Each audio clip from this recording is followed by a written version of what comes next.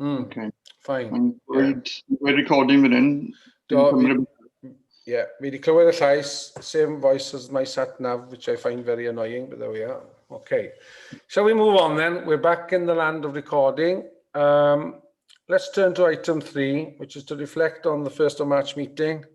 And very grateful, yn ddiolchgar iawn i'r cynghorydd Emlyn Nôl, sef cadeirydd yr cydbwyllgor, am ymateb i'r pwyntiau agodwyd yn y cyfarfod hynny.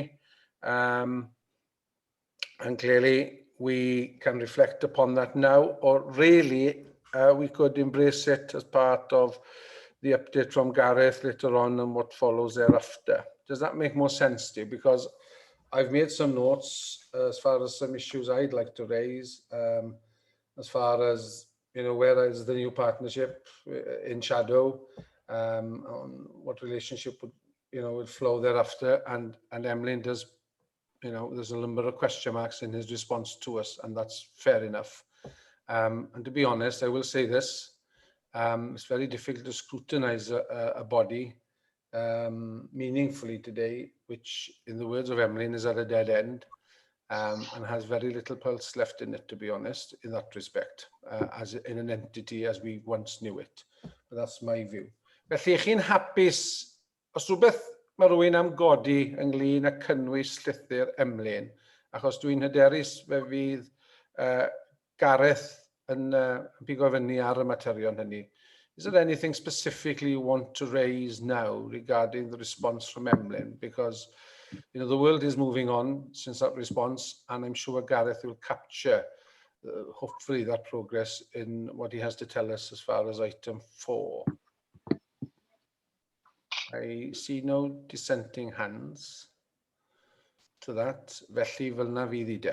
Iawn, oce. Ych chi'n hapus? A mae ddrwg da fi hefyd, dwi nôl ymlaen yn y ddwy iaith. Mae'n rhywbeth fel na dwi yn mewn pwyllgorau. Mae ddrwg da fi am yna. Mae hwnna'n neud bywyd yn anodd i hefyd. Dwi'n sylweddoli hynny. Staying with 3 then. We have a copy, obviously, for our record as far as Councillor Group Letter to the Joint Committee, which we've all seen and read and approved prior to this meeting, and we have notes of the previous meeting. Unless anybody has anything specific they wish to raise following the notes of the last meeting, I will firmly now go into item 4, which is for Gareth to tell us the state of the nation as far as ERW and life thereafter, son or daughter of. Yeah, iawn. I see nobody having any opposing view to that. Iawn. Felly, Gareth, croeso. Iawn. I ni yn eich dwylo chi, felly, i roi diweddariad i ni lle yn gwmws i chi fel partneriaeth newydd. Iawn, oce. Na i rannu sgrin mewn munud. Mae yna ddau gyflwyniad. Mae un gan Powys yn ei rannu gyda chi, felly mae cwpl o sleidiau wedi dod o'r net lefel ym Mhowys. Ni wedi rhannu hyn yn barod gyda'r bwrdd gweithredol ERW, ond ni'n meddwl bod yn ddefnyddiol i rannu nhw gyda chi heddi i ddangos beth mae Powys yn golygu wneud o fis Medi ymlaen. Gareth, blin iawn i torri draws. Just i pwynt allan, mae'r record button wedi diflannu o'n sgrin i. Dwi ddim yn siŵr os mae Michelle Nôl ar y safell neu byd o. Felly, dwi ddim yn recordo'r... Dwi'n gallu ddim dy fi i recordo'r sesiwn nawr. Mae'n blin dy fi. We are still recording. Mine seems to be still recording. Okay, that's fine. Let's proceed then. Iawn, diolch am na, Greg. Iawn. Gareth. Na rannu'r sgrin ar te, gobeithio.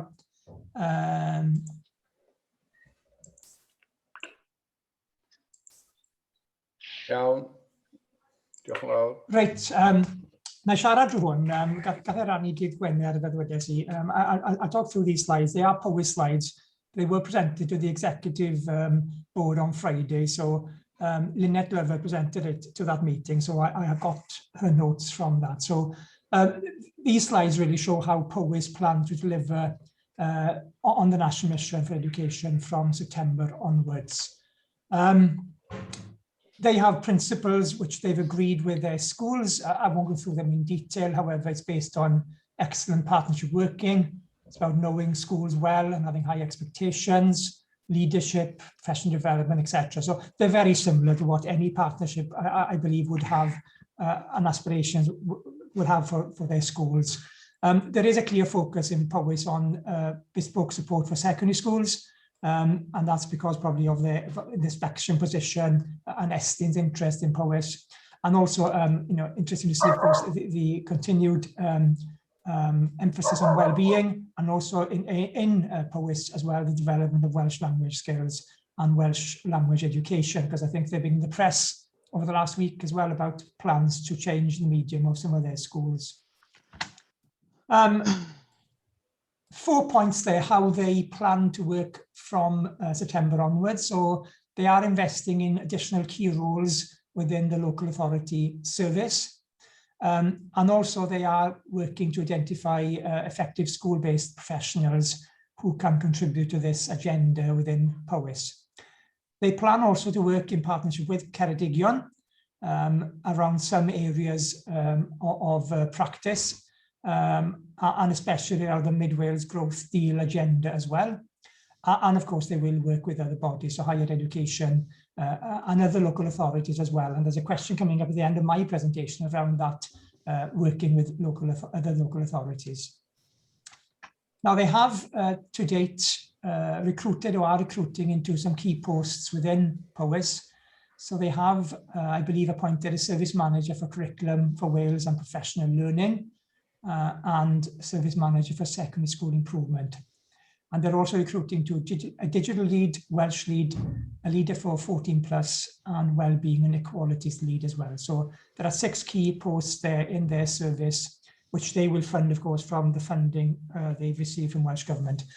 Just for information, really, this year, ERW has not received any funding directly from Welsh Government. The funding has gone to the 6 local authorities who were originally part of ERW, so it's been disaggregated.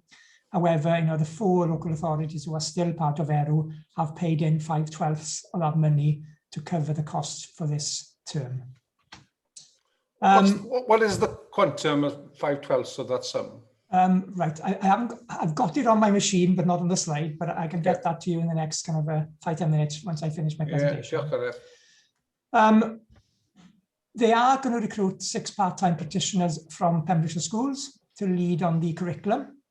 And also they're going to recruit some secondary leads as well to lead on subject specialists. And there is this focus on cluster working as well, which is similar to approaches in other local authorities. And the focus on that secondary school improvement strategy, because it is an Estin recommendation for them. A couple of other things with working with Ceredigion, they do want to maintain access to the existing professional learning programs and networks. So there is a conversation around that going to happen probably in the next few weeks about if our new partnership of Pembrokeshire, Carmarthenshire and Swansea will want to provide that. They will work with the initial teacher education providers, and also between them and Ceredigion, they will represent the 2 authorities on national groups and national meetings. They're having this team of secondary leads across both authorities, and they're going to share that expertise. And there's a key focus as well on PTG enrichment, which they're going to work together on.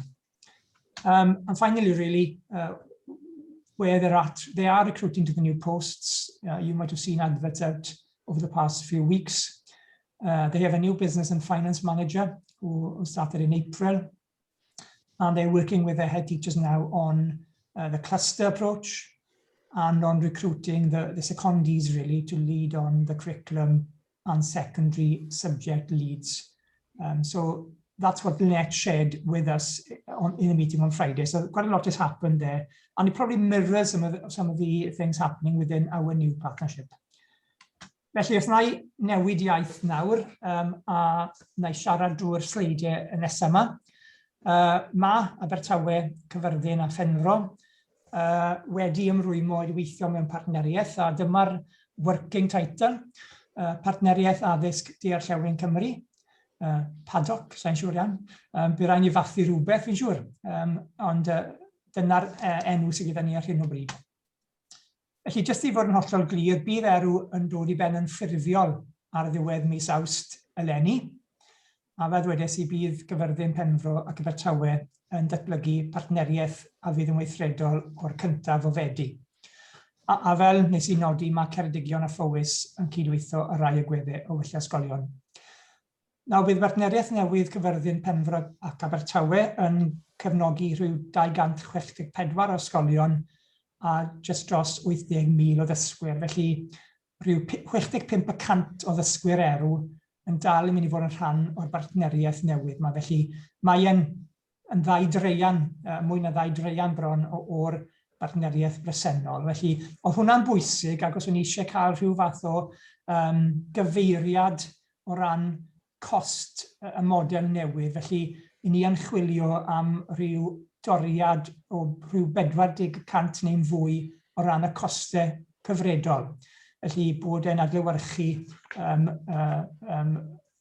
y nifer o ddysgwyr ar ysgolion ni'n gwasanaethu. Jyst I fod yn hollol glir, bydd gweithgarwch gwella ysgolion pyr yn aros gyda phob awdurdod lleol, fel mae wedi bod mewn gwirionedd yn y consortia yma ers nifer o flynyddoedd. Felly mae'r tîmoedd gwella ysgolion yn parhau I fod yn gyfrifoldeb lleol. Hynny, bydd yn ni rwydwaith o arweinwyr gwella ysgolion a bydd yn cydweithio I ddatrys problemau ac I rhannu arfer effeithiol. Felly, yn Nghaerfyrddin, mae da fi Elin Forsyth sydd yn bennaeth ar y tîm gwella ysgolion, a bydd hi'n gweithio gyda'i chyfoedion yn Abertawe a Phenfro ar nifer o faterion yn ymwneud â gwella ysgolion. Yn y tymor byr, bydd y partneriaeth yma yn canolbwyntio ar ddatblygiad proffesiynol parhaus, y gweithlu addysg, a felly dyma maen nhw wedi wneud yn llwyddiannus iawn dros y flwyddyn sydd wedi bod, yn cefnogi'n ysgolion I o ran nifer o gweddau o ddatblygiad proffesiynol. Yn bennaf, felly ni'n gweud, symud I ddysgu o bell, lle mae yna dipyn o fforddiant wedi bod mwyn i'w sgilio staff. Ac un o'r pethau hefyd oedd yn bwysig bod gwerth amarian yn y model yma, a bod ni yn gweithio ar y cyd I gynnig rhai gwasanaethau yn ganolog yn hytrach na bod pob sir yn darparu hynny ar lefel sirol. Dyma rhyw fath o weledigaeth, felly mae'n fath o drefniant cydweithredol a nod i'w hyrwyddo ragoriaeth ym mhob un o'n ysgolion ni.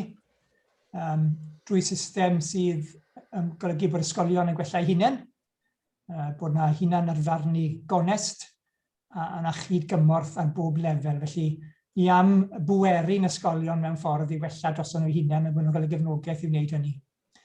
Ni'n nelu am yr agoriaeth mewn addysgu a dysgu a chefnogi meithrin arweinwyr sy'n galluogi ysgolion o dyfu mwyn bod ni'n gallu annog I staff ni a disgyblion ni I gwneud y gorau gallan nhw yn y system sydd ohoni. Felly mae rhyw fath o weledigaeth drafft gyda ni ar hyn o bryd, byddwn ni'n gweithio arno felly ymhellach yn yr wythnosau sydd I ddod. Ac yna cwpl o egwyddorion craidd, y bydd yn ei dîm canolog diogel, hynny yw bobl gyda sgiliau, o hefyd bod yna gyflogi diogel iddyn nhw, a bod nhw'n gallu ymrwymo i'r gwasanaeth newydd yma gyda hyder. A mae nod hefyd yn ni bod ni yn sicrhau bod gymaint o gyllid a phosib yn cyrraedd yn ysgolion ni. Bydd hi'n gymolfan ragoriaeth, dan arweiniad arbenigwyr, a hefyd bod yr arweiniad hefyd yn gadarn. Un peth sy'n mynd I fod yn hollol glir o ran y system newydd, bydd y 3 cyfarwyddwr addysg yn sicr yn cymryd rôl arweiniol wrth reoli y partneriaeth ynghyd â'r prif swyddog. A hefyd, byddwn ni yn gwneud y defnydd gorau o'r wybodaeth sydd gyda ni o'r ysgolion, fel bod ni'n gallu sicrhau bod pob ysgol yn gwella neu ar daith I wella. Bydd y partneriaeth yn rhannu dysgu ar draws y rhanbarth, mae rhannu'r arfer dda sydd gyda ni, a hefyd byddwn ni yn gweithio I sicrhau bod ni ddim yn dyblygu gwaith, a hefyd bod ni yn sicrhau tegwch ac equity bob ysgol. Ni'n gweithio ar y model llywodraethu, a sicrhau bod hwnnw yn ymateb mewn ffordd yn amserol ac mewn ffordd arroesol felly I sicrhau bod y partneriaeth newydd yma yn cwrdd â'r anghenion lleol ym mhob un o'r siroedd. A bydd yna ffocws ar datblygu y strategaeth gwella ysgolion.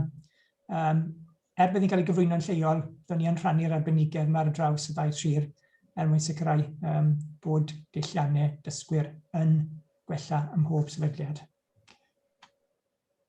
Ni wedi bod yn treulio llawer amser yn trafod beth yw pwrpas yr endid newydd yma, a dyma'r fath o'r rhestr fer hir o'r meysydd a byddwn ni'n gobeithio bydd y partneriaeth yn gallu i ddarparu. Mae yna chydig o waith pellach i'w wneud ar hyn oherwydd mae'r ERW presennol wedi cael ei greu i ddifallu 6 sir. Wrth gwrs, 3 sir bydd yn rhan o'r partneriaeth newydd a fydd wedi sy'n gynharach rhyw 65% o boblogaeth plant a phobl ifanc yr ERW presennol. Felly, bydd y tîm yn llai yn y canol, felly bydd rhai felly o'r cyfrifoldebau yma yn gorfod cael ei darparu yn uniongyrchol gan swyddogion o fewn yr awdurdodau lleol.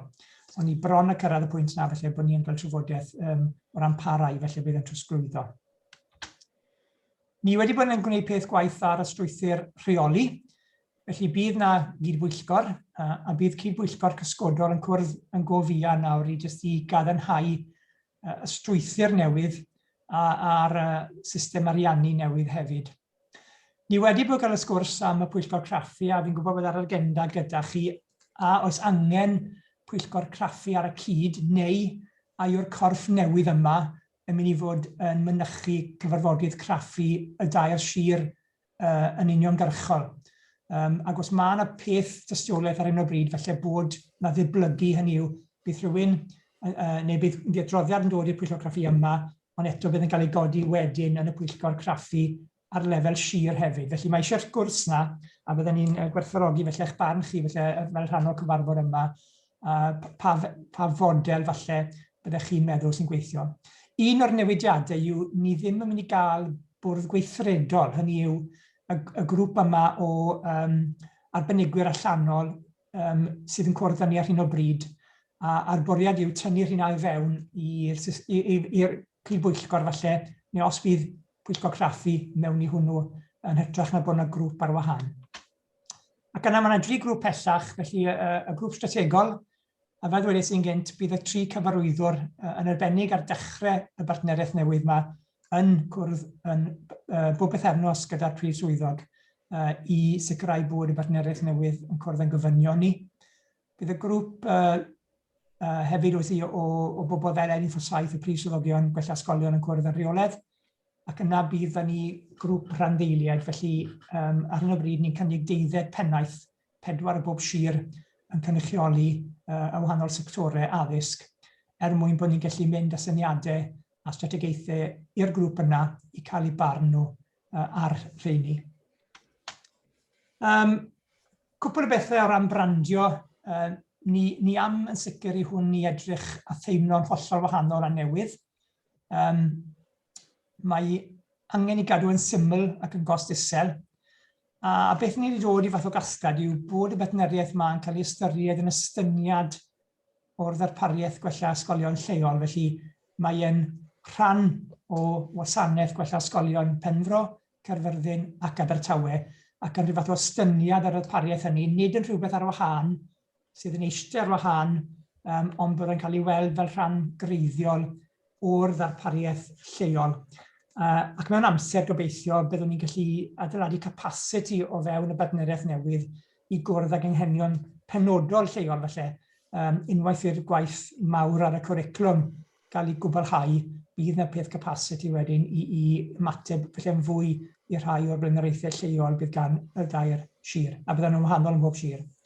A'r cwestiwn nes i nodi'n gynharach wrth gwrs, a ddylai'r partneriaeth newydd ddarparu dros eraill, a mae'r cwestiwn a bydd yn rhaid i rhywbeth i'r cydbwyllgor newydd i ystyried, oherwydd mae ceisiadau wedi dod wrth Castell Nedd Port Powys a Cheredigion i gael mynediad i'r crysiau neu'r rhaglenni arweinyddiaeth cenedlaethol yna, darpar penaethiad newydd, y broses MPQH, a hefyd y broses HLTA. Felly mae'r cais wedi dod ynglyn a fyddai y partneriaeth newydd yn fod yn darparu rhywun ar gyfer y partneriaid.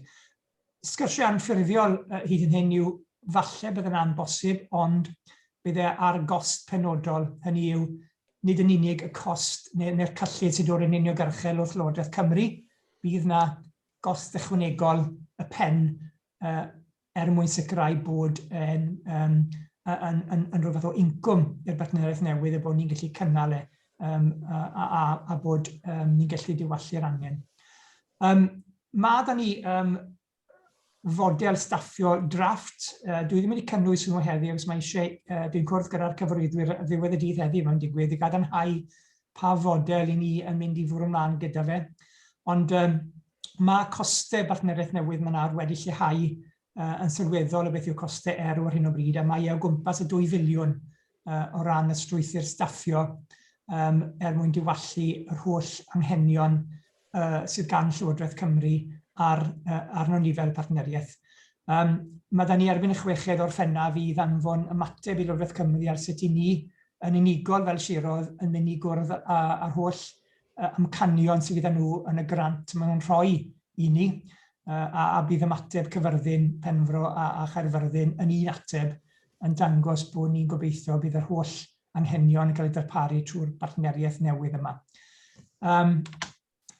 Reit, na i stopo rhannu'n sgrin, os gallai. A dwi'n siŵr felly bod yna gwestiynau gyda chi neu ymweliadau. Mae Greg a Ian yn y cyfarfod, ond wrth gwrs, i fod yn deg sy'n llawer o wybodaeth gyda nhw, bod ni wedi bod yn profi'r ein syniadau gyda Ian a Greg, wrth gwrs, pe bydde cyfarwyddwyr Penfro ac Abertawe yma bydden nhw'n gallu ateb hefyd, ond na i ngorau os bydd yna gwestiynau penodol gyda chi. Diolch. Llawer o ddiolch, Gareth, yn tywys ni trwy'r strwythur drafft mor bell ar bartneriaeth newydd, a hefyd i roi syniad i ni o beth sy'n digwydd i fyny'r ffordd ymhywys. Mae hwnna hefyd yn ddefnyddiol i wybod lle maen nhw ar hyn o bryd arni. Welcome, Peter. I take it your translation facilities are working fine. I'm asking a bit late in the day. You okay, Peter? Peter Black? Oh, hi. Yeah. Yeah. I'm just wondering, you say this is going to cost £2 million. What comparison has been done between the cost of providing it this way and the local authorities just providing the service themselves? It's a very good question, and I think we're in the process of getting that information together. Because when you look at the allocations for the authorities as individual authorities, there's a substantial amount of funding coming through to each authority. However, when you take away all the funding that goes directly to schools, I can only speak on Carmarthen's behalf, I wouldn't be able to provide everything that's required by Welsh Government from the money I have left over. I've tried to work it out, and I think my colleague in Swansea tried to work it out as well. But I think there is more work to do around that modelling. And I think initially when we saw the totals of funding coming through, it was substantial. I'll open a spreadsheet in a minute to give an idea, but it's just, personally, I don't think I'd be able to deliver everything required of Welsh Government from within my team, although possibly there could be some additional posts. Possibly, Swansea, being a very, very large authority, it might be a different situation, but we are committed and our leaders have committed to working together from September. However, I think as the model evolves, I believe kind of Swansea's view and mine as well is that maybe we had built capacity within the budget to do some local solution stuff as well from within this funding. But I think at the moment, lots of that money is tied up in current ERW and next year's 7/12s. Yeah. It just seems, for trying to keep this simple, you've got a lot of structure there, various groups in this. It just seems to me to be quite an elaborate structure, even for a simple structure. Yeah, I think we've tried to simplify the structure. I think it's around 20 posts, I think, in the new structure compared to 40 something in the current structure. And I think we're trying to create this agile team of specialists in the middle who will focus predominantly on the curriculum and support for secondary subject areas in the next phase. However, when the curriculum work is coming to an end, I believe they have the skill set to support school improvement initiatives across the 3 authorities. So it's creating that agile team of a range of experience and background. But we have reduced the management levels quite substantially, I'd argue. And I think in the structure we're talking about, there will be a chief officer and then 3 senior officers, one with direct link to each of the 3 partners. So to improve that communication and that kind of those conversations around what's required in each authority. Also bearing in mind, of course, that we are moving from one model to another, and we are, looking after our staff and trying to ensure that we try to manage redundancy costs as well, because we're all liable for those costs. However, just for information, we have a few officers on secondments. Those secondments will come to an end. We also have some current ERW staff who are retiring, and I'm aware of possibly 3 who have secured alternative posts. So we're trying to mitigate kind of a reduction in staff through kind of supporting kind of those changes as well. Yeah, Gareth, I'll come to Lyndon in a minute. I just want to follow on Peter's point. It was a point I wanted to raise anyway. You mentioned you're looking at modelling at around £2 million. Yeah. The cost of the new partnership. Just for us to have some kind of understanding whether that takes us to a better level as far as economies and efficiencies. What would be the cost of those 3 remaining authorities under the current regime of ERW? Right. If you give me a minute, I'm trying to find my spreadsheet. Because sadly, everything we do these days boils down to money, because if more money is consumed in one hand, there's less to give to the schools on the other hand, isn't it? It's as simple as that. Yeah. We're all driven these days to put more into schools and classrooms, aren't we? Yeah. So fi'n funud. Iawn, Gareth, dim problem. Yn tra fod chi'n chwilio, tu ôl hyn I gyd, wrth gwrs, I ni'n ceisio deall faint yn llai mae hwn yn mynd I fod yn costi. Beth mae'r anifiol yma mynd I fod yn fwyta'n llai yn ganolog. Yeah. Right, okay, I think I've got the spreadsheet open in front of me. It's the right one. I'll come to Lyndon then. Okay, Lyndon, after we've got the answer to this question. Thank you, John. Yeah, could I say 20 people is not too agile? That's quite a team, actually.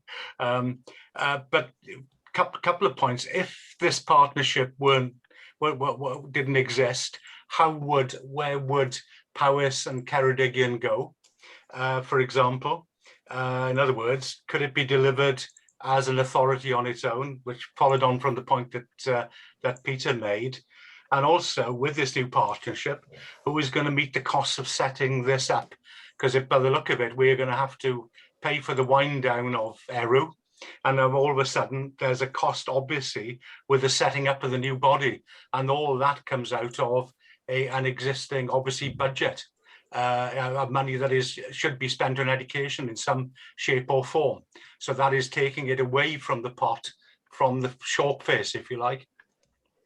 The point I would raise as well, Lyndon, on your very valid point is if there are redundancy costs, as Gareth has mentioned, to the existing employment base of ERW, do those constituent bodies that once sat around the table, will they be able to contribute, will they be asked to contribute, that is Neath Talbot, to all intents and purposes in Ceredigion, towards that redundancy cost and process?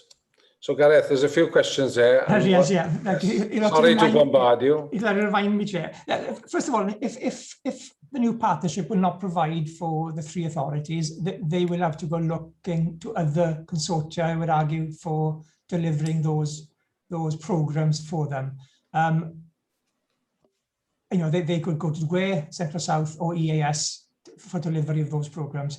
And the reality is, because of the way we work now, kind of in a virtual way, they probably could access those programs from those consortia.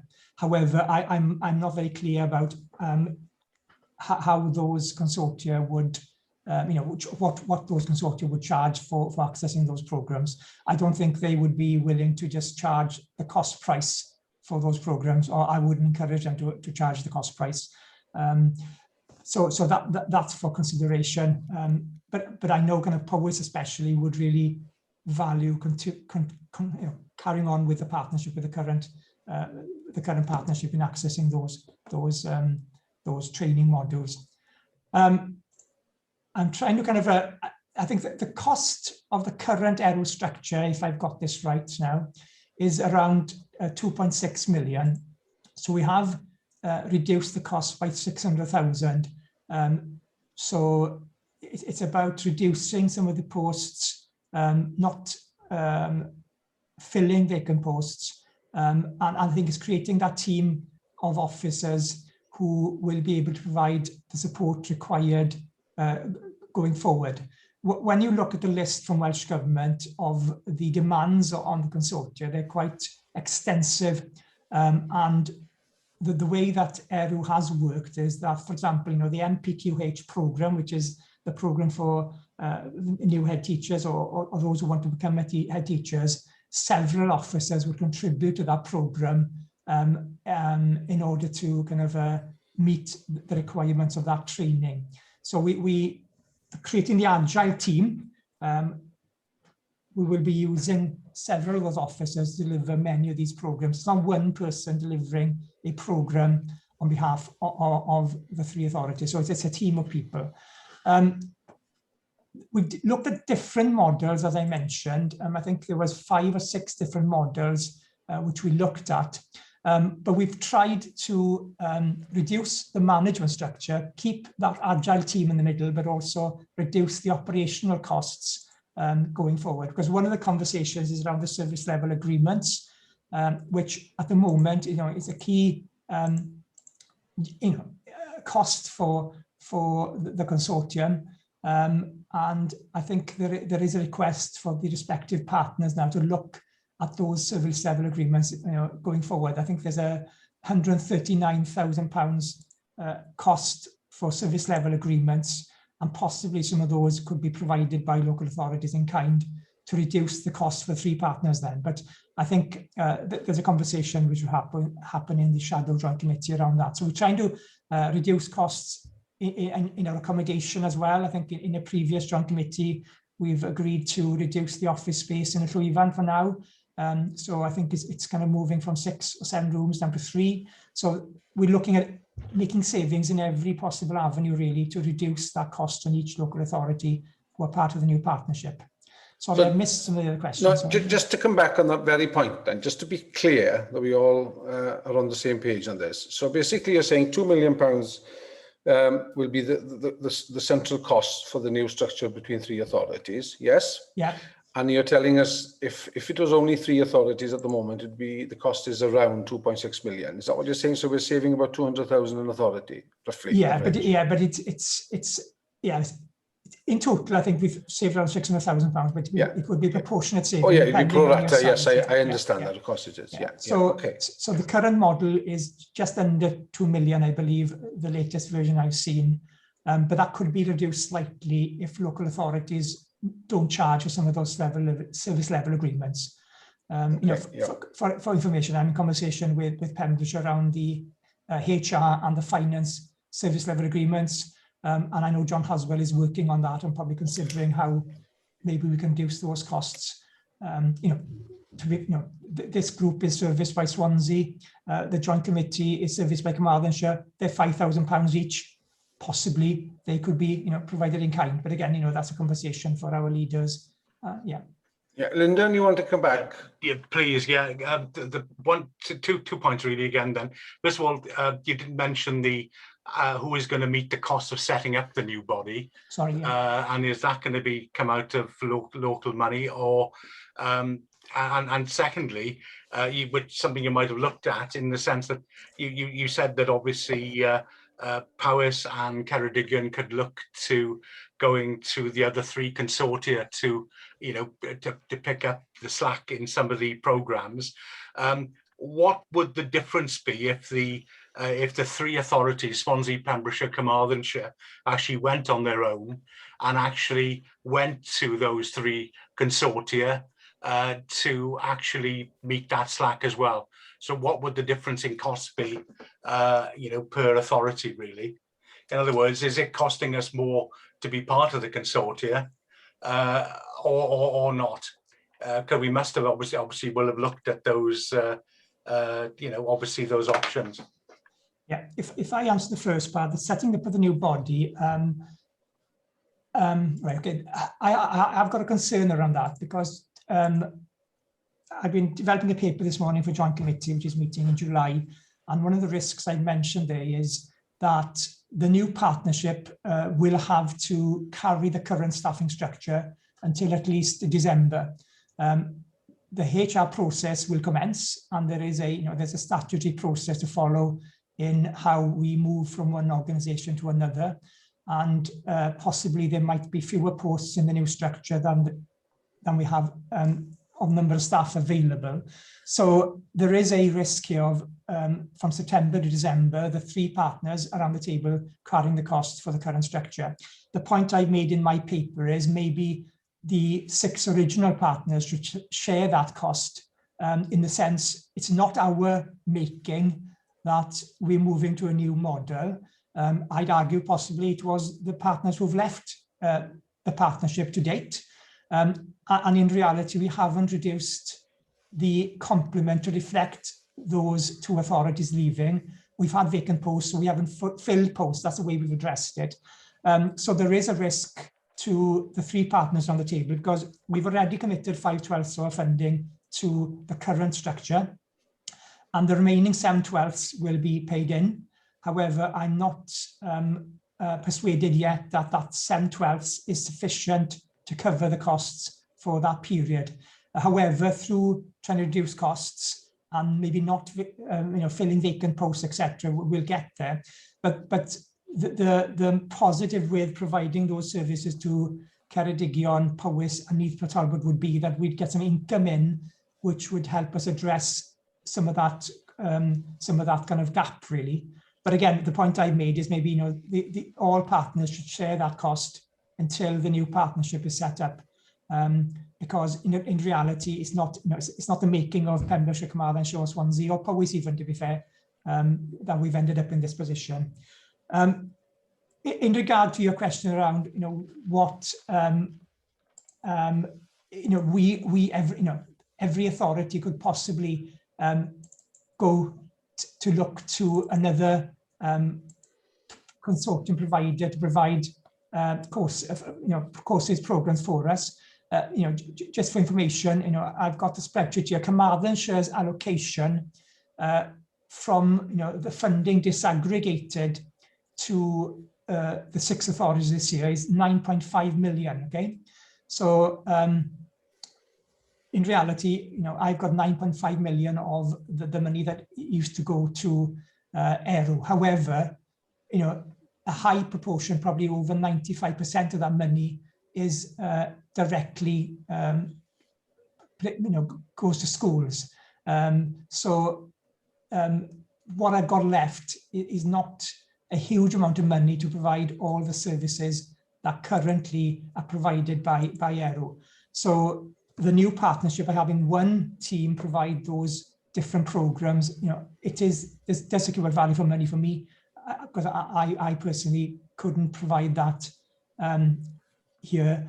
The question, would some of the other consortia be able to provide that for me?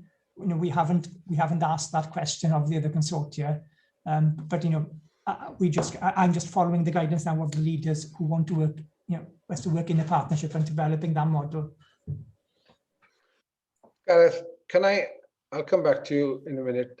I want to ask you this question. I think is a question that all of us wish to ask, to be honest. How confident are you? ERW is now going to become 3, having lost another 3. So half the size, half the relationships, half the partnerships that once existed. Some of us are old enough to remember Swansea and then ERW. Who's not to say that in a few years' time, this conversation will be happening again in relation to the partnership? How do you convince people this is going to work? How are you able to be confident that the world is now going to be different and this is going to work for the learners and the schools and the practitioners? What's different? I think the key difference for me will be the fact that we will manage this directly with the chief officer. I think in the past, I felt that the consortium probably has become its own being or beast, in a sense, that are kind of, monster sometimes, that it's probably kind of trying to create its own kind of entity. I think the key thing for me is the 3 directors with the chief officer will meet on a regular basis to manage the work of the partnership. I've got confidence in the staff that are currently employed within the consortium. They're a skilled, experienced team of staff who I think will be able to deliver for us across the 3 partners. I think the fact that the consortium will be a smaller footprint, as I mentioned, it's 264 schools, however, it's a smaller footprint. And I think that was one of the challenges in the past, was the geography and the footprint of ERW. And I think kind of over the past year, I think the working relationship between the 3 partners on the table is really, really strong. Stephen, Helen and I meet on a weekly basis. I meet on a weekly basis with Greg and Ian. I think those partnerships have strengthened over the past year. And as I mentioned, I think it's this control over the new partnerships going to be key, and prioritising the work of the partnership. Are you saying, therefore, you'd lost control of ERW as it was? Before my time as director, I think that ERW was telling local authorities what to do, rather than the other way around. And not maybe, I think they were delivering Welsh Government's aspirations and not engaging with local authorities fully. I think one of the bits of work is about reflecting of what's happened in the past. I think it's about that relationship, and it's about that partnership approach. I think sometimes we felt as directors and chief officers that we weren't in the loop around some key decisions and key processes. But I think, to be fair, Andy, Ian, and now Ian and Greg, I think that communication and relationship is far stronger.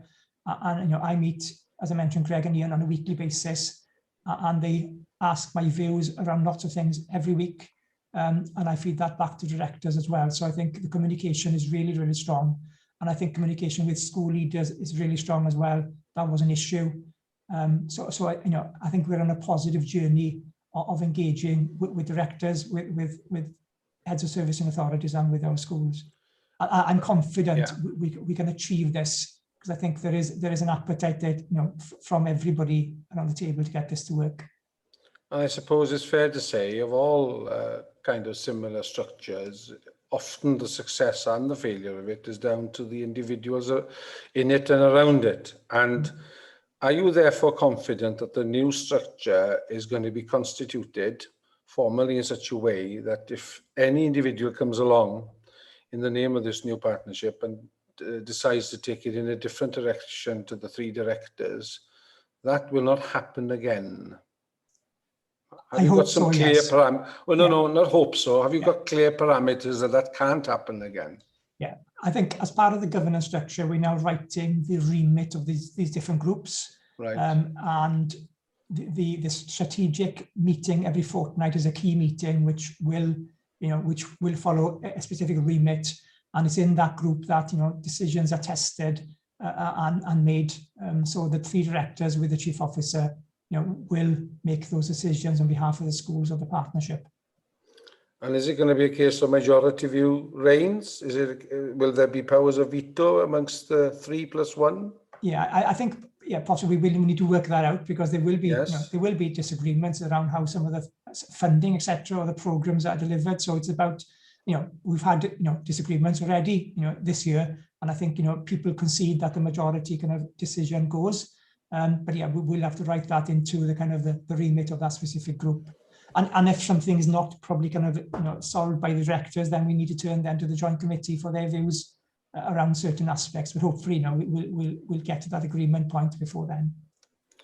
It sounds to me, and I will turn to my other members then, it sounds to me that there's quite a bit of design to be put around the governance arrangements of this new body, because before you play any game of cricket, you need to know the rules and what you're working to and the parameters of those rules. And because it saves a lot of disagreement and people walking off with or without the bat, as we've seen in the past. So I think if there's anything to do, and how many times has the Shadow Joint Committee already met to put some design around the new governance structure? It's met twice informally, but there will be a formal Shadow Joint Committee, if you get my drift, kind of in the next couple of weeks to look at the draft governance structure, the draft staffing structure, and some of the questions around providing for other authorities and the kind of branding issue as well. We have some draft papers around the governance structure. To be fair, Helen Morgan-Rees in Swansea has been working on that on our behalf. So we will be taking those in a draft version to the Joint Committee coming up for kind of their consideration. Yeah, because I think it's important. There's one lesson that we're learning at the moment with ERW, isn't there? You mentioned redundancy, winding down costs. There's no clarity that currently exists that any of those that have already walked off the pitch have got to contribute towards them. And you quite rightly articulated earlier, well, part of their actions is the reason we're having this discussion. Those are the kind of gaps you need to put in a governance model from the outset so that everybody knows what they're walking into, I would suggest. To be fair, kind of a new draft legal agreement in draft form has already been drafted, so pick up my drift, but by Swansea, who's leading on the legal side at the moment.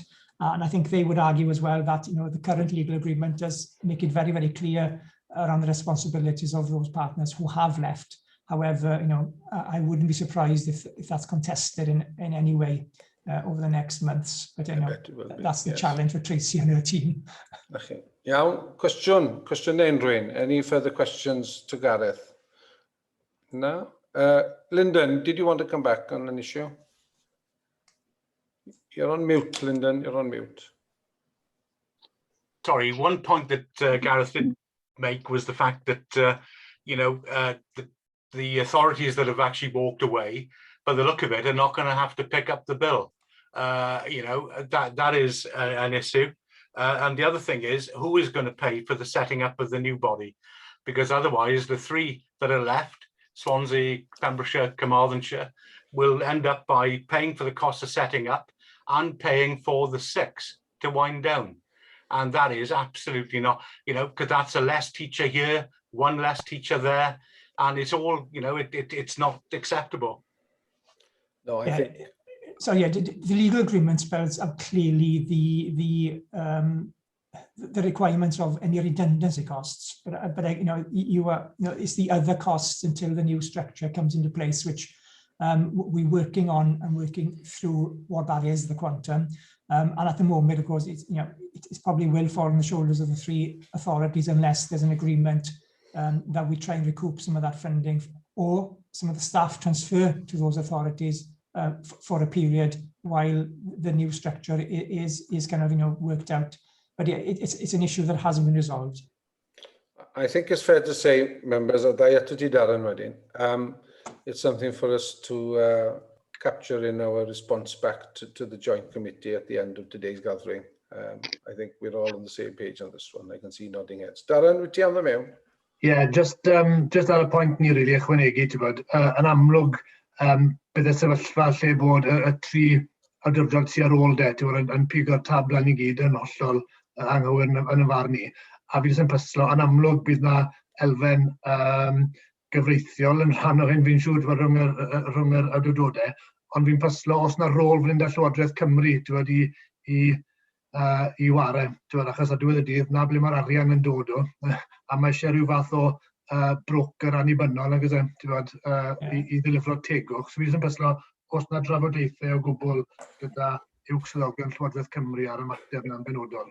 Cyn chi Gareth yn ateb hwnna, dda ni'n ychwanegu i hynna hefyd, i eiriau Darren, trwy ddweud, os na fwriad, fel i chi wedi cyfeirio gynt, i gydweithio gyda'r awdurdodau yma sydd nawr yn eistedd tu allan adeilad newydd y partneriaeth yma, ond angen defnyddio gwasanaethau MPQH neu beth bynnag arall. Wel, dwi ddim yn mynd i fod yn ddechrau da, na di fe mynd unrhyw partneriaeth os nhw'n cerdded i ffwrdd o'i obligiadau cyfreithiol sy'n perthyn i'r oes a fi chwaith. No. Jyst ar gwybodaeth, dwi wedi cwrdd gyda Hugh Owen a Alex Ingram o Llywodraeth Cymru rhyw 2 gwaith yn barod ers dechrau mis yma. Yn ddiddorol iawn, mae'r gweinidog addysg ar iaith Gymraeg newydd a diddordeb mawr yn beth sy'n digwydd yn y rhan yma o'r byd. Mae'n ddiddorol, mae'n byw yn ardal Castell Nedd Talbot, dwi'n credu, na di. Felly, dwi wedi diweddaru nhw ar beth sy'n digwydd, ond dwi wedi gofyn y cwestiwn hefyd a bydde Llywodraeth Cymru yn barod rhyw ffordd i'n cynorthwyo ni wrth i ni symud o un partneriaeth i partneriaeth newydd. Dwi ddim yn cael ateb cadarnhaol hyd yma, ond dwi yn gobeithio falle bydd o bod nhw'n gweld bod ni'n trio gweithio i ddatrys y broblem, bod nhw yn, ddrwg ni, mae ffôn fi'n canu, methu stopo fe, bod nhw'n gallu cynorthwyo ni falle gyda cwrdd a rhai o'r costau yna yn y tymor byr. Ond mae diddordeb mawr gyda nhw beth sy'n digwydd, i fod yn onest. A hefyd i fod yn deg, gyda gyfynwyr y cwestiwn, beth sy'n mynd i ddigwydd i Geredigion Powys a Nedd Talbot, wel, mater iddyn nhw i drafod gyda nhw oedden ni. Nithon ni godi'r ffaith, os ni'n darparu rhaglenni, byddwn ni'n codi tal ychwanegol, a fi'n deall bod rhai o'r siroedd hynny wedi gofyn i Llywodraeth Cymru hefyd am arian ychwanegol i gwrdd â'r tal ychwanegol. Felly, os ni'n codi, os y cwrs yn costi 100 a ni'n costi 110, wel, mae'r siroedd eraill na wedi gofyn am 10 yn ychwanegol yn ei arian nhw. Felly, mae'n ddiddorol sut bydden nhw'n ymateb yna fe. Dwi'n ymwybodol o amser a hefyd ymwybodol fan ni wedi ymstigno tipyn o'r amser chi Gareth a ni chi hefyd yn ateb y cwestiynau mae i gyd bron nes awr. Is there anything else anybody wishes to ask Gareth? It seems to me there's a lot still in the melting pot as far as life thereafter. I think we've captured a few points that we'll bring up at the end of this meeting to share back with the new partnership, with the joint committee, and we'll come back to those at the end. Os rhywbeth arall gan unrhyw un? If I can, Chair, I will send after the meeting, I'll send down the current cost of the current ERW. Please. And the cost of the new, I'll get the correct numbers and share with you, so you've got that for your letter, Yeah, fine, diolch am na, diolch am na. Okay, if there's nothing else, then can I thank Gareth for taking us through, in legal terms, the first blush of what life will look like in the future, hopefully. It seems to me there's a heck of a lot of work still to be done, but I will impress upon you, I think I speak on behalf of everybody, the importance and value of having a very clear, solid, strong governance structure and legal framework agreement in place going into this new world, because we've learned too many lessons from 2 previous lives. Si droi Gymro maen nhw'n dweud, yna fe. Let's hope we can get this one right. Okay, iawn. Diolch yn fawr, thank you. Right, we move on. I see Ian and Greg are with us, and I'll be waiting there for a very long time. Found out both of you. Over to you then, as far as item 5 for updates on the service. Diolch Gareth, a gyda cynnytad na i rannu'n sgrin. Iawn, diolch Greg. Gobeithio bod chi'n gallu weld. Odi, weld yn iawn, diolch. Iawn, gret, diolch. A na i gyflwyniad. Gret, cyflwyniad bach byr i chi prynawn yma ar diweddariad o sut mae ERW yn gweithio tymor yma. Ni'n edrych ar y cyfnod o Ebrill tan Awst o'r blwyddyn yma. So a short presentation, good afternoon all, short presentation on ERW from April through to August of this year, just to reassure everyone, to pick up on the analogy of the cricket match, that we are still batting. We've got a strong middle order, and we've got a particularly strong bowling attack ready to go as well. So we'll bring up to date on what we are doing as a team at the moment, and the logistics of bringing a business plan from last year to an end, through to planning for this term going through. Felly, so I'm ymlaen i'r couple of slides gynta. You'll have seen a similar slide before, just to remind you about the strategy groups, just to inform you that they continue to meet. And you see from the bottom bullet point there that Q1 of the business plan is currently being monitored. As I say, it's this 5/12 period that we're currently looking at. The strategy group, excuse me, the strategy groups that are meeting this term, that they all meet, and we've asked for a consistent agenda to be shared across all meetings. So they will all be looking at the year update. We're looking at the fourth quarter monitoring of the business plan, of the previous business plan, and bringing that to a close. The evaluation document that Ian will pick up on in a moment was shared with the strategy groups in draft, so they'd had sight of that previously. And of course, the planning for this particular period going forward, that was also shared with the strategy group, so that they could have input into their particular area of the business plan. And then we looked at the professional offer, which obviously continues into this term. And again, Ian will pick up on some details of some of the offer that's in place at the moment. So hopefully to reassure everyone that despite the challenging times, the team are working extremely hard. Ian and I are trying to look after the team as far as the sort of the uncertainty and the well-being of the team is concerned. But as far as the service of the schools, that continues throughout this term. Felly gyda hynny, I'll hand over to Ian for the next bit about the evaluation document. Diolch, Ian. Diolch, Greg. I guess I'm the middle order then, as I do the middle bit of the presentation. So the evaluation of the business plan was written in early May, so it was a reflection of last year's business plan. Obviously, entirety of that business plan within the pandemic period effectively, and the huge challenges that lay therein. So it's set out that, as you will have seen from the document, in terms of the various areas of the business plan. We've asked business plan leads to contribute to that evaluation, so look through at the various strands of the business plan and provide a detailed commentary and, where appropriate, evaluation analysis of where those particular areas of the business plan have been delivered. There are some howevers in there, as you would expect, where things haven't quite been completed, and they're the sort of amber bits on our monitoring tool, which will then have rolled over to the next business plan. And it's a detailed account, and it is a reflection of all members of the central team, and it's also a reflection of partnership working that has been there during the past 12-18 months, really, as we've worked with our school improvement officers in the local authorities and the leads there, and also it does contain some feedback from schools. As I said, importantly, it has got those howevers in there, and those areas that we know will need to feed into the next part of the business plan. The graphic on the screen there, you probably can't quite see, but it's the cycle you'd expect to see of evaluation, really, and how we monitor the business plan at present.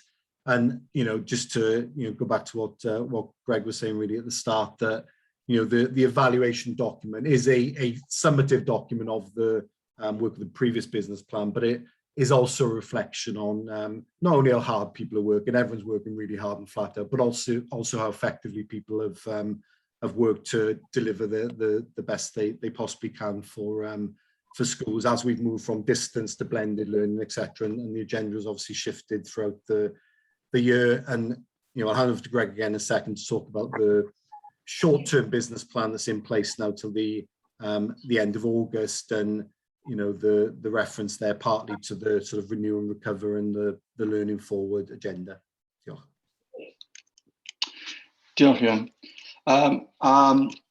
Two documents have been circulated to the group previous to the meeting, and thank you to Michelle for doing so. The evaluation document that Ian has just spoken about, and the draft business plan, as you can see from the screen, that covers the April to August period. So as I mentioned earlier, this has gone through strategy groups, and that is now in place. We chose to use the same format as previously, just for consistency, so for continuity going forward. So we've got the 6 areas covered within the business plan, and they will cover the points on the screen, as you can see, whereby we've got the bullet points explaining, apologies about the dog in the background. It will ensure that all schools and centres are supported too, and there'll be a list in each particular area, what success would look like, and then a more detailed operational plan. And that, as I said, has been circulated to colleagues around the screen for you to see before the meeting. As Ian mentioned, the teams are working particularly hard. We've had as we all have, we've had to be agile in our approach to supporting schools. We've gone from face-to-face to completely online, as you know, and we are in this blended learning approach now, where some of our offices have started to go back into face-to-face engagement with schools, obviously with all risk assessments and so on in place. But we're in that sort of middle period. Although I don't think we'll ever get back to a point where we're going to travel 2 hours for a meeting that's going to take half an hour that could be done in this way. So we have to work in a more agile and a smarter way, and I think that's been taken on board by all members of staff. But we are, as I say, where appropriate, going back in to engage with school staff face to face as well. So I'll just hand you in for the final bit. Diolch.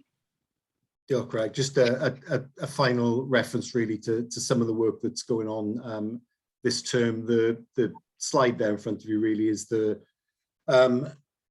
summary document that shows everything that's going on in the Leadership Focus Week this week. It's a national event, but it's something that our officers have contributed to in a cross-regional capacity. So we've got a range of high-profile leadership experts presenting this week. It started this morning with a couple of very effective presentations, and there's more throughout the week. So that's one element that our officers have contributed to, and really all areas of the business plan now are well underway as we try to provide as much high quality support as we can for our schools as we head towards the end of what's been another exhausting year for schools really. So the work on the curriculum professional learning is up and running both on a national level that we support, and also the bespoke work that's going on from the team with clusters network meetings in secondary team. We're also looking at the sort of renew and recovery agenda and what that's going to look like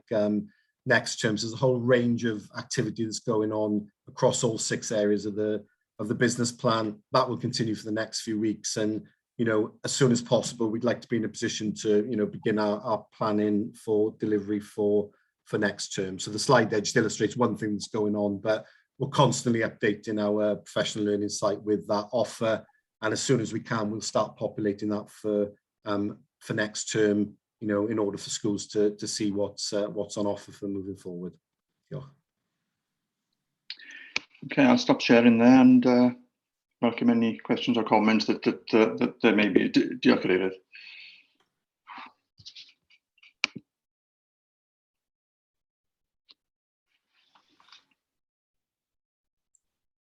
Sorry, John. You're on mute. No. I am on mute. My apologies. Diolch i'r ddoi ohonoch chi am eich cyflwyniadau. Thank you both for your presentations. The business plan. Cynllun busnes.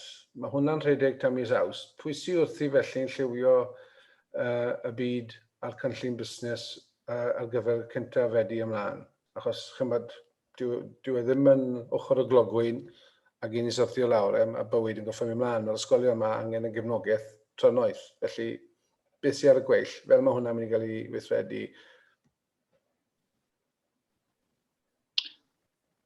Our business plan is it's flexible enough to move into the next period, and we discussed that with Gareth, as I say, and we're in a position where as and when we can put that into action, then we sort of we've got it ready and planned behind the scenes, but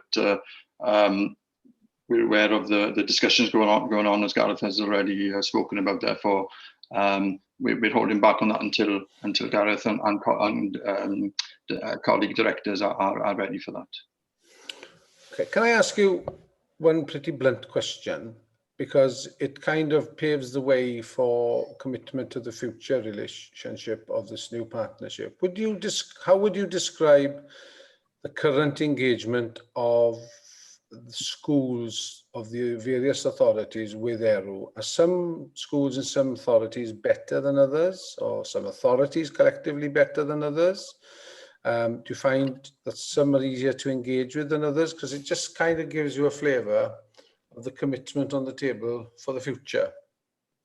Yeah, I would say I think the commitment across all 4 current partners is strong. I think we have got schools in each local authority who are probably more difficult to engage with. I think we've made headway in the last 12 months in improving our communication and improving our rationale, if you like, or objectives in terms of what we can deliver. I think the teams have done a good job in getting out there in this virtual world and giving schools that opportunity. So we've got 120 plus schools involved in inquiry at the moment. So there is a wide range of activity going on. But again, I think it's one of the challenges for the new partnership is that strong communication, that strong sort of rationale of this is what the partnership will be delivering on, I think, to improve engagement, really. It's probably worth pointing out in the evaluation document that we shared towards the back of that particular document, that there's a table that shows engagement with schools per LA over the previous financial year, and it ranges from 93% of schools in Ceredigion, 95% in Swansea, and the other three authorities are all 100% engagement with schools, having been supported during that financial year. So I'd say engagement is at a very high level. Ironically, it's probably been higher than perhaps in past years because of the way people can engage with us through this technology as well. So there have been very high numbers attending webinars and other such meetings facilitated through technology, and that's why I said earlier about I don't think we'd ever give that up because of the levels of engagement we can achieve. Gareth mentioned the footprint getting smaller. It's still a fair track in the car to get to some schools. Not that we wouldn't go if it was appropriate to be face to face, but of course there are ways to engage with schools again using technology. So I think that table summarises a very positive picture of engagement in the previous financial year. Apologies, I haven't got the figures for these couple of months of this financial year, but they're in the evaluation document for colleagues to see. Mae hwnna'n iawn, Greg, ac yn naturiol mae'r hers yn gwynebu ysgolion gyda Covid hefyd ddim yn unrhyw gymorth I neb o ran medru mynychu cyfarfodydd ar hyn o bryd. Digon o waith yn nhw ar lawr gwlad siwr o fod. Iawn, diolch am hynna. Okay, questions anybody to Ian and to Greg? No? None whatsoever. Okay, that's fine. It is a short period that I recognise, and there's a heck of a lot going on at the chalk face as it is with COVID-19 or what have you. Okay, and I think the schools have done a remarkable job, especially at secondary level with all these assessments that's been going on at classroom level. It's been a huge challenge and remains a challenge for them as well, to be honest. Okay, iawn, na ni te. Felly diolch I Ian a diolch I Greg. Ag os unrhyw gwestiwn arall gan unrhyw un, ewn ni mlaen felly i'r chweched item. We're going to the sixth item, scrutiny in the new world, in a different world. And I understand that Tracy Meredith, Monitoring Officer for Swansea, is going to lead us on this one. Good afternoon, Tracy. Good afternoon, thank you, Chair. If I can possibly share a presentation with you, it is short, because I'm conscious that we're in time, and I'm hoping that this short presentation, it's largely a history of scrutiny in ERW really, will help you go on to your next conversation around what you would like to see the scrutiny arrangements being like for the new consortium, as Gareth indicated earlier on. So if I just take you straight to slide 3, and talk about the present arrangements actually. So at the moment, the model that you have got is an ERW Scrutiny Councillors group, although you do have your own terms of reference. Interestingly, in 2015, I went back to look at how it was all set up. The ERW Joint Committee actually rejected the suggestion of a Joint Scrutiny Committee being set up in favour of a coordinated approach between the local authorities. I know at the time scrutiny officers, certainly scrutiny officers in Swansea as well, actually approached the WLGA and the Centre for Public Scrutiny for advice as to what or how to set up scrutiny for the regional consortia. And they actually came back with the advice that, well, owing to the cost and bureaucracy involved in establishing a single scrutiny committee, that bit would be quite expensive, and it would also duplicate the local arrangements with little added value. A decision was made to go on this informal coordinating mechanism and the role that you actually undertake now in terms of an informal group as opposed to a formal joint scrutiny committee. I should add, it is important to note that Welsh Government actually haven't mandated that a formal joint scrutiny committee should be in place for educational consortium, and indeed they haven't actually mandated it for the corporate joint committees. So any of you following the corporate joint committees will note that they haven't mandated it for those either. Chrissy, can you put the next slide on so that's it's in English for those that? Yes, sorry. That's fine. That's fine. Yeah. Okay.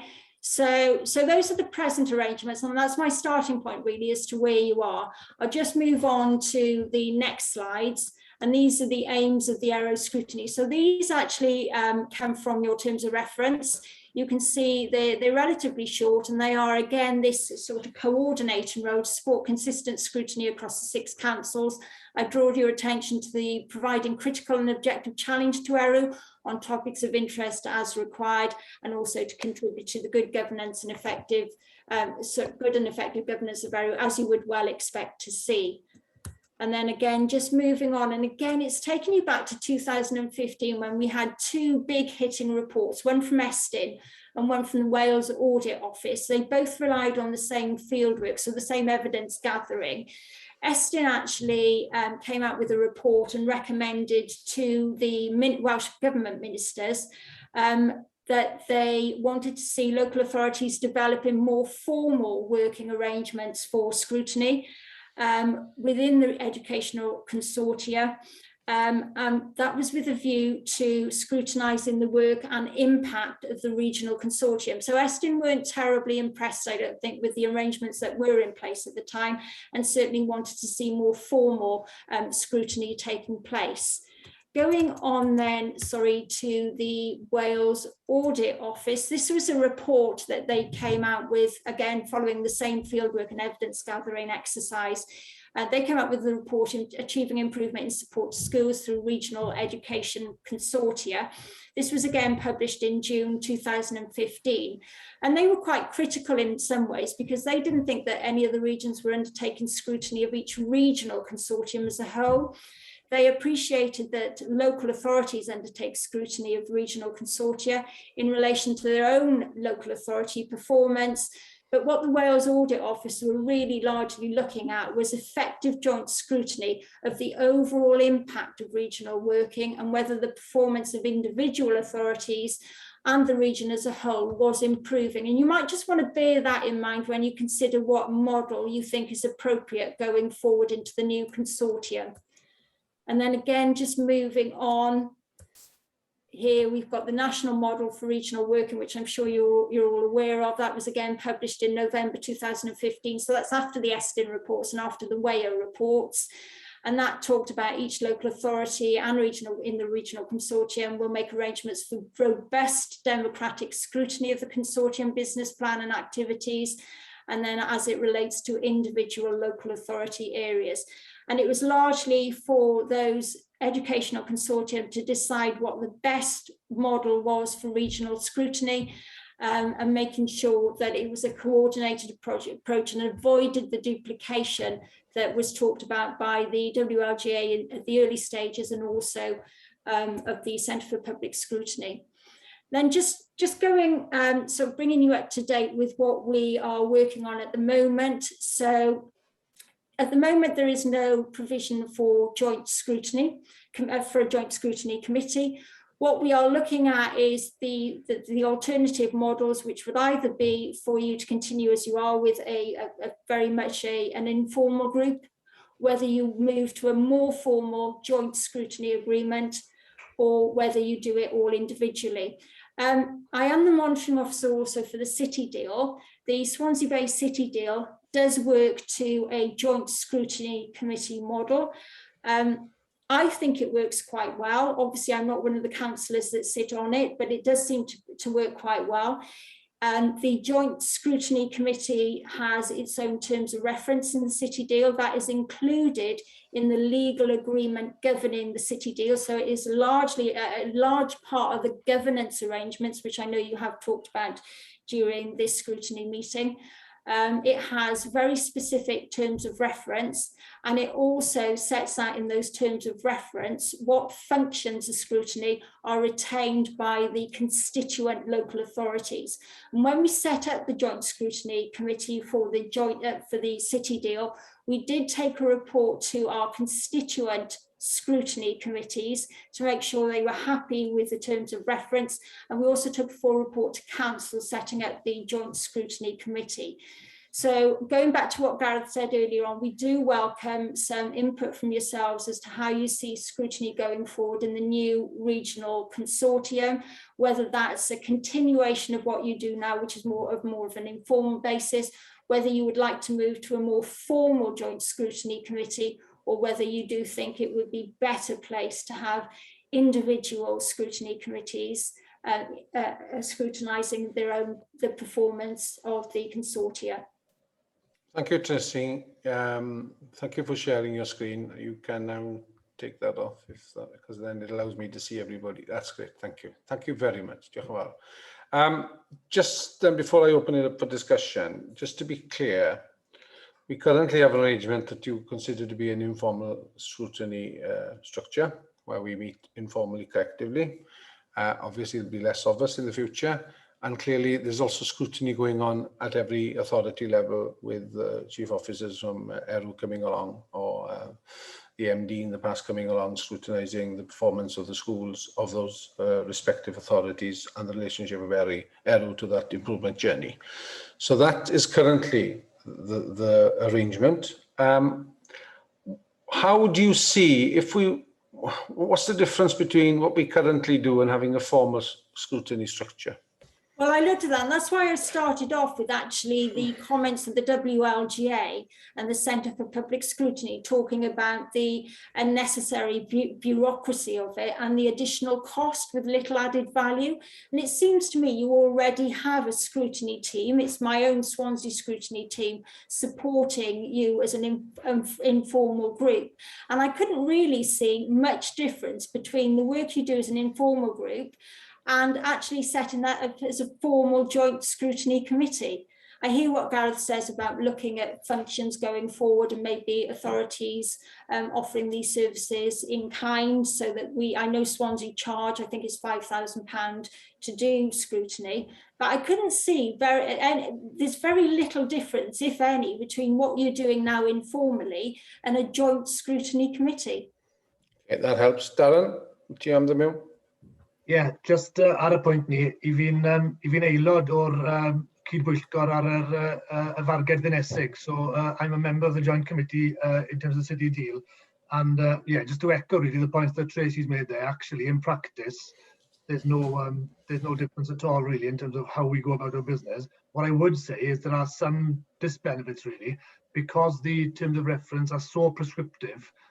We found them to be problematic in some instances. So for example, they lay out quite clearly correct numbers, and we've got a couple of instances where we've been unable actually to proceed with certain meetings, because we're bound by those pretty strict terms of reference. So I certainly would support what Tracy has said there. I think I would suggest continuation of what we've got at the moment really, if it's deemed necessary to have that regional sort of scrutiny going on. And I think that is necessary, because the risk, of course, if you just leave it to individual local authorities, members in those areas will simply be interested in what's happening in their patch, so you need something and someone to be doing that scrutiny function at the regional level. Just Lyndon.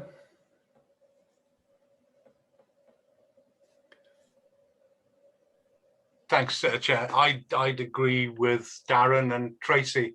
I think that it is important to have the obviously scrutiny in your local authority, but equally it's important for us to get together and, as we've done today, and see what's happening right across it would then be the three authorities, and I think for the new body, and I think that is actually quite important.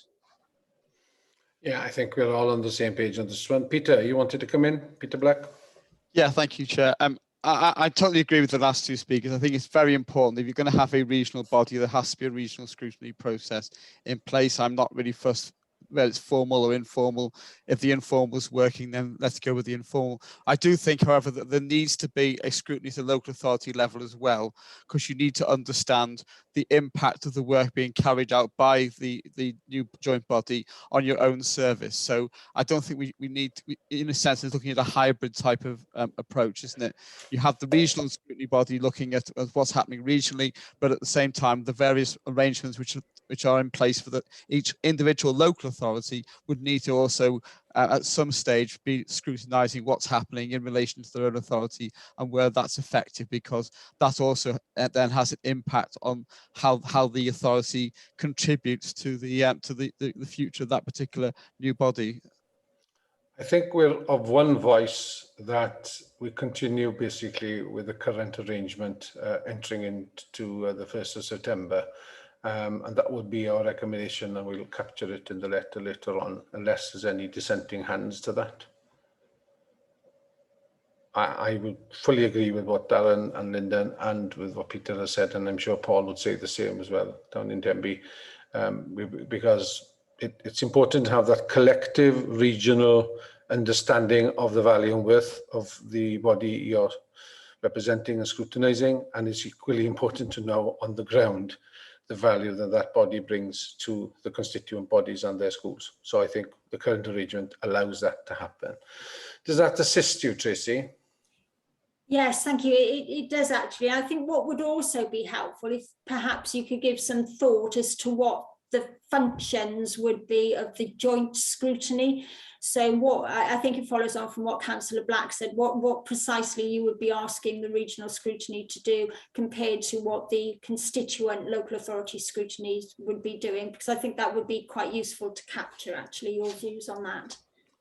One I would like, this is a personal view, because we've touched upon it a few times today. We hear so much about VFM, you know, these days, and it was a part of our representation to the chair of the Joint Committee last time. Over the years I've been involved with this journey of scrutiny of ERW, very little do we do to scrutinise the financial value of the body. Clearly, we do so locally as far as the outcomes of schools and school performance, and we do so collectively through what is given to us as reports from the managing directors and chief officers of ERW. But we never, and there's a lot, part of the breakdown in the relationship of the past has been because the costs, because of the added financial burden and too much money being consumed in the centre and taken away from authorities, hence the schools. So I think that, in my view, and I'd welcome the thoughts of my fellow colleagues around the table, would be useful to have a very clear remit to scrutinise the value for money aspect and the finances from time to time, periodically, of ERW or the new partnership. Peter, you got your hand up. Yeah, I would agree with that. I think also the joint body should be looking at the strategic direction of the regional body, and in particular any action plans or work plans which they have in place and how they are being delivered on a regional level. So I think this, obviously we have strategic oversight, whereas I think at a local authority level they'll be looking at delivery and the impact on schools and the impact on the council's own individual strategies as well as part of that. But we should have a strategic oversight as well. Yeah, well that's too bad happens, doesn't it? Yeah, and it needs to be strengthened possibly. Okay, iawn. Anybody else wants to come in? Darren, tell them out. Yeah, just ar y pwynt ni, mae yna ddogfennau pwysig bod y cynllun busnes ni drafod heddi, dyle hwnna fod yn ganolog i unrhyw terms of reference i dynnu, dyle hwnna fod yn eitem ar bob agenda mewn rhyw ffordd. Ond i'n mae'n codi lan ar un pwynt arall, falle lle i wella. So i'n credu bod ni wedi llwyddo i fod yn berffaith onest ynglyn â bwydo mewn i benderfyniadau mae'r cydbwyllgor wedi bod yn wneud dros y blynyddoedd diwethaf. Ni'n gwybod ni'n llythyru nôl ymlaen, right? Ond yn aml iawn mae penderfyniadau wedi digwydd, erbyn bod ni'n cael cyfle i drafod mae'n hiri hwyr, really. So mae eisiau bod ni'n edrych falle ar yr amseru hefyd yn pryd mae'n cyfarwydd ni fel pwyllgorau craffu yn digwydd ac yn plethu falle gyda'r penderfyniadau pwysig sy'n cael eu cymryd yn y cydbwyllgor neu'n y strwythur newydd, achos mae'r risg ambell faith fi wedi trwmlo dros y 5 mlynedd bethau. Mae'r risg bod ni rhyw fath o siop siarad, i fod yn berffaith onest yn bwyty fe, a os yw'n gofyn yn onest, ydw i'n credu bod fi wedi adro unrhyw werth yn aml iawn ar ateb i'r cwestiwn a byddai na. So mae eisiau bod ni yn creu strwythur lle mae'r amseru yna yn gweithio a yn rhoi gyfle i bawb i gael mewnbwn sy'n mynd i gael rhyw fath o effaith. A hwnna hefyd yn dweud, a dyn ni'n gytuno dy ti, mae yna achlasuron yn y goffennol, fi wedi mynd o'r cyfarfod meddwl, wel, beth wnaethon ni ychwanegu o ran gwerth. Ond mae hwnna hefyd yn dweud, mae'r proses fel yna ddeialog dwy ffordd yn yw e. A felly fod angen y strwythur sydd yn neud yn fwy ystwyth o ran fod y pwyllgor, y cydbwyllgor yn bwyda nôl i'r cadeirydd sydd wedyn yn gallu'r bwyda fe fewn i'r aelodaeth pan fod eich penderfyniadau i'w wneud. Fod e'n lywed mwy ystwyth na fod e fel mae e'n bresennol. Does that make sense to you? Because I think it's a bit static at times, it's too rigid. You know, we need the flexibility of a two-way dialogue between the Joint Committee and this body, rather than just things happening every 3 months or 4 months, which, you know, that's not reality. And as Darren said, you know, the horse has long cantered down the road when we meet. Yeah, I can see nodding heads on that as well. So somehow we need to build that in, that flexibility of dialogue and sharing of information between Joint Committee and ourselves, and that can then influence us whether we need to meet sooner rather than later. Do you want to synwyr I bawb? Does that make sense to everybody? Cadeirydd, gallai awgrymu o ran hynna, dwi'n teimlo llaeth fel cyfarwyddwr arweinio, mae fi sydd yn y firing line yn y gyfarfod yma, hynny yw, bydde fe o ran aelodaeth neu pobl sy'n mynychu'r cyfarfod yma, bod cadeirydd y cydbwyllgor, ac os ar lefel Siron nawr, o'r aelod dros y bwrdd gweithredol sy'n cyflwyno adroddiadau ac yn ateb i ymweliadau gyda swyddogion yn cefnogi, felly bydde fe'n rhywbeth i ystyried yn y model newydd bod cadeirydd y cydbwyllgor yn mynychu'r pwyllgor craffu yma gyda swyddogion. Bydde hwnna yn ei synwyr enfawr, Gareth, oherwydd ydym fe roi tymed bach mwy o atebolrwydd uniongyrchol yn bydde fe. Darren? Ie, just ar y pwynt ni, mae hwnna wedi digwydd na Greg. Gaethon ni, fi'n credu, Elin ap Gwyn lawr unwaith pan oedd hi'n gadeirydd, a fi'n credu ar y pryd o'n i'n trafod falle bydde fe'n syniad bod ni'n cael y cadeirydd y pwyllgor ar y cyd o leia unwaith y flwyddyn. A falle bydde ddim rhaid bod nhw'n dod bob tro, falle, ond bod ni'n adeiladu strwythur fel bod nhw'n dod yn eitha aml, am hwnna'n bwysig. Ond mynd nôl i'r pwynt fi'n amseru, fi'n gwybod, ni'n sôn am Castell Port Talbot, mae system craffu nhw o beth o'n deall, mae pwyllgor craffu nhw yn cwrdd yr un dydd ar cabinet, hynny yw, maen nhw'n trafod y penderfyniad, just cyn bod y cabinet yn wneud y penderfyniad, so wedyn maen nhw'n cael y gwybodaeth yn ffresh, so yn gweud hwnna yw'r model, ond mae falle bod model tebyg gallwn ni'n neud, falle bod ni'n cwrdd yr wythnos cyn i'n rhywbeth, fel bod y papurau pethau yn barod, maen nhw wedi cael eu creu, ond falle bod werth meddwl am hwnna. Yn ôl i pwynt Gareth, ydych chi'n awgrymu, Gareth, felly, fydde yna fydd y mantais i gadeirydd y corff hwn i fod yn aelod ffurfiol o'r cydbwyllgor neu yn observer neu beth bynnag chi'n mae'n galw fe? Dwi'n yn siŵr ran y rheolau o gwmpas na, ond mae Tracy felly sy'n gallu cynghori. Go on then, Tracy. Yeah, I certainly wouldn't have the chair. Sorry, were you suggesting the chair of the Joint Committee be a member of the Scrutiny Committee? Well, obviously not a decision member, but, you know, as an observer, possibly? Yeah, they can certainly be invited. Like, it's certainly, if you were to become a formal Joint Scrutiny Committee, you would certainly have the powers, wouldn't you, to ask the chair of the Joint Committee to attend scrutiny. Yeah, which to be fair, even informally, when we have made those invitations, they have been honoured from time to time. So, you know, I don't think that is a problem as far as relationships, but I think the other way around would be helpful in the future, so that the Joint Committee, other members can ask of, you know, what is the view of the joint committee, of this committee on various matters, you know. So I think we have an agreement on that as well, informally, observer, whatever you want to call it, non-voting member. Okay, that's something to explore. Unrhyw beth arall? I am looking on the screen. No, okay. Diolch am na. Right, thank you, Tracy. So I think we'll come on to putting some design around the letter to the joint committee, to the chair now, as item 7, and we'll capture some of those points clearly in that. I'll make a start, and I'm trying to make some notes as some headlines for this letter that goes back.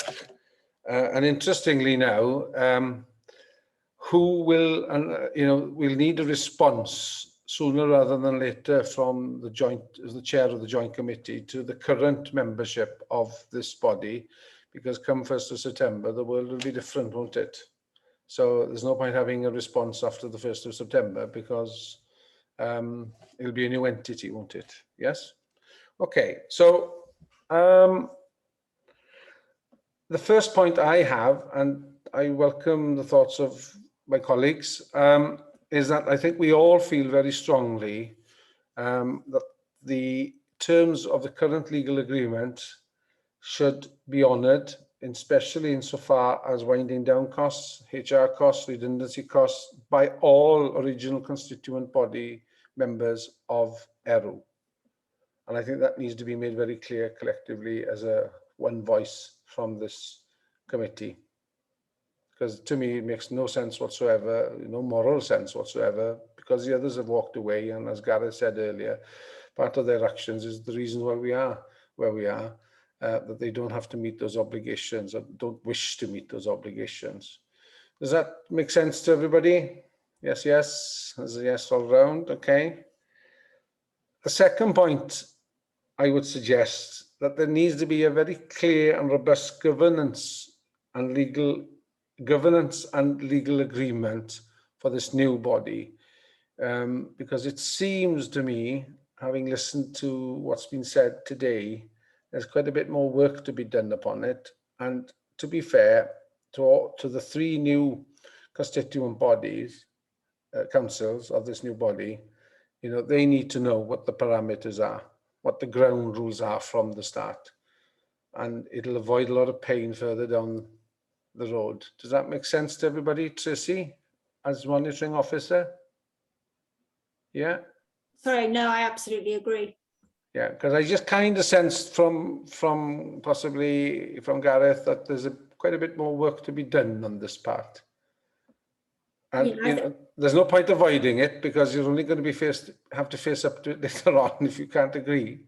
Yeah, and I've said this once, I've said it 100 times, you know, as lawyers, we act on instructions, so we can start drafting the new legal agreement, but we do need to know what actually goes into it. We need to know what we need to insert in the various provisions, what governance arrangements there are, etc. So we have started work on it, but I agree. I think there's still a lot of work that does need to be done. Yeah, great, thank you. Does anybody disagree with that? Can't see. Just stop me as I go through these points. The next point I have on my list is that there needs to be an emerging business plan in situ ready for the 1st of September that is basically match fit.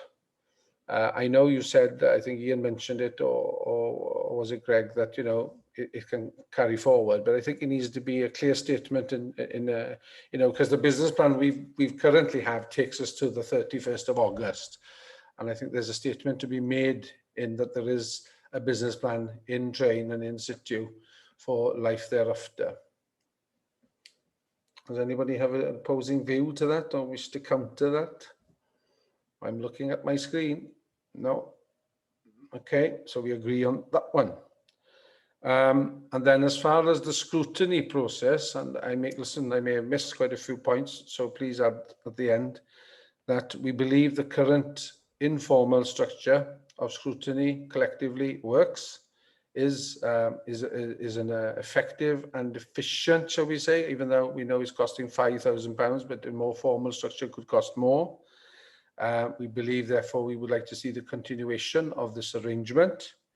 We also believe there is a need in the new world to add further emphasis to the work of the scrutiny panel to look at the financial aspects of the running of the new body and the value for money aspects, and to do so on a very regular annual basis. Yeah, to scrutinize basically the finances of the organization, and clearly to have a very clear remit as far as strategic oversight. We also believe that there is a need for the chairman of this body to be able to attend as a non-voting member, as an observer, the joint committee as well, which would aid and assist dialogue between the joint committee and this body. Yes?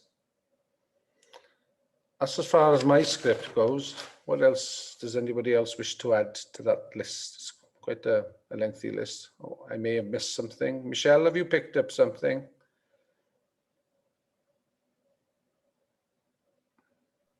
I'll just have a little look, see if there's what we've got here. I was thinking we could, I mean, I can pop this in the letter anyway, what you consider to be local and regional aspects of scrutiny. So I can pop that in the letter. We've got here, you've got the value for money, business plans, you know, to overview or oversight of the strategic direction. And also the issue around timing was something you mentioned, wasn't it? Somebody mentioned, I think it was down around timing, and how that fits into to the new structure to decide when the meetings actually take place. And I think that was about it I've got. Yeah. Unrhyw beth arall gan unrhyw un? I think it's quite, and you know, we will need a